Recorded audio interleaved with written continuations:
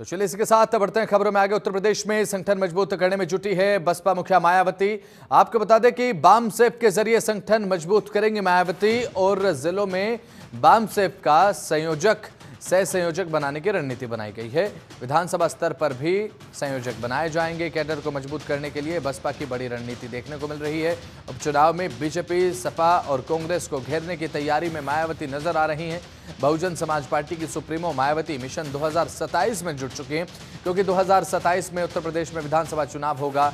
उत्तर प्रदेश में उपचुनाव से पहले मायावती ने एक बार फिर से बाम सेफ के पुनर्गठन का ऐलान कर दिया है। मायावती ने एक तीर से दो निशाने यहां पर लगाए हैं। मायावती का यह दांव समाजवादी पार्टी के पीडीए और चंद्रशेखर आजाद की काट के रूप में देखा जा रहा है। बसपा सुप्रीमो मायावती ने बाम सेफ के जरिए संगठन को मजबूत करने की ठानी। तो नंदन श्रीवास्तव ज्यादा जानकारी के साथ फोन लाइन पर हैं। नंदन श्रीवास्तव, बाम सेफ का पुनर्गठन किस तरीके से देखते हैं आप? एक बड़ी रणनीति के तौर पर देखा जा रहा है इसे। नंदन।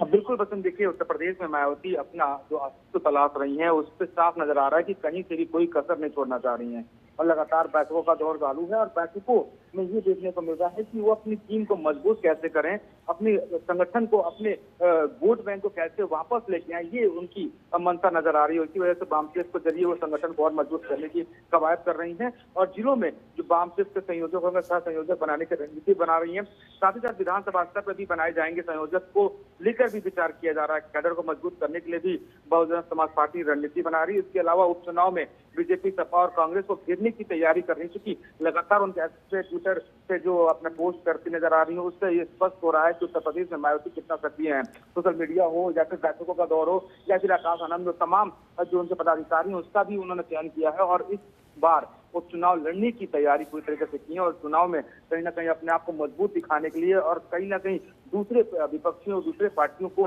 तोड़ने की कवायद कर रही है। अपना वोट बैंक जो उनका जो वोट बैंक है, यानी कि दलित वोट बैंक है, उसको अपने पाले में, मुस्लिम वोट बैंक को अपने पाले में करने की रणनीति बना रही है। देखना दिलचस्प होगा कि बामसेफ के जरिए कितना मिशन इनका सक्सेसफुल रहता है। जी बिल्कुल, और ये बेहद ज्यादा जरूरी भी हो जाता है यहाँ पर बसपा के लिए। नंदन, अगर बात करें तो क्योंकि पिछले समय में इनका जो प्रदर्शन देखने को मिला है, बसपा की हम बात कर रहे हैं, अब ऐसे में उस प्रदर्शन को ध्यान में रखते हुए आगे अच्छे तरीके से बढ़ना, पूरी रणनीति के तहत बढ़ना और बामसेफ का पुनर्गठन।